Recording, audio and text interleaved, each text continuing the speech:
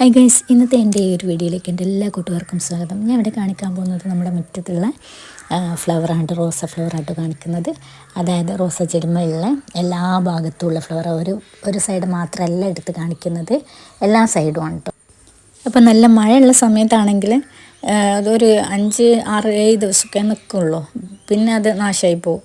മഴ ഇല്ലാത്ത സമയമാണെങ്കിൽ, വെയിലിൻ്റെ സമയമാണെങ്കിൽ നമ്മൾ നല്ലോണം നനച്ച് കൊടുക്കുകയും ചെയ്യാം. പിന്നെ ഒരു 10 ദിവസത്തിൻ്റെ ഒക്കെ മേലെ 15 ദിവസമൊക്കെ എന്തായാലും ഉണ്ടാവും കേട്ടോ. എന്നിട്ടേ പിന്നെ വാടി കൊഴിഞ്ഞ് പോവുകയുള്ളൂ. ഈ മാതിരി ഫ്ലവർ നിങ്ങളെ വീട്ടിൽ കണ്ടെന്ന് വിചാരിക്കാം. പിന്നെ അതേമാതിരി നമ്മൾ ഫ്ലവർ വാടി പോയാലും ഒഴിവാക്കുന്നില്ല കേട്ടോ. അത് എടുത്തിട്ട് അതിൻ്റെ ഇതെല്ലാം എടുത്തിട്ട് വെള്ളം തിളപ്പിച്ച് കുടിക്കുകയൊക്കെ ചെയ്യും, നല്ലതാണല്ലോ.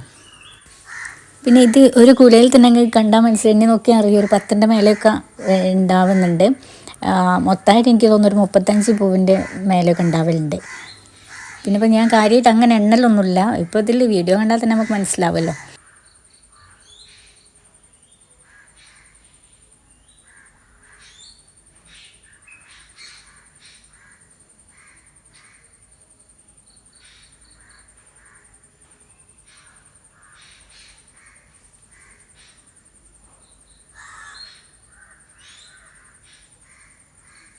അപ്പോൾ ഫ്ലവറിൻ്റെ വീഡിയോ ഇത്രയേ ഉള്ളൂ കേട്ടോ.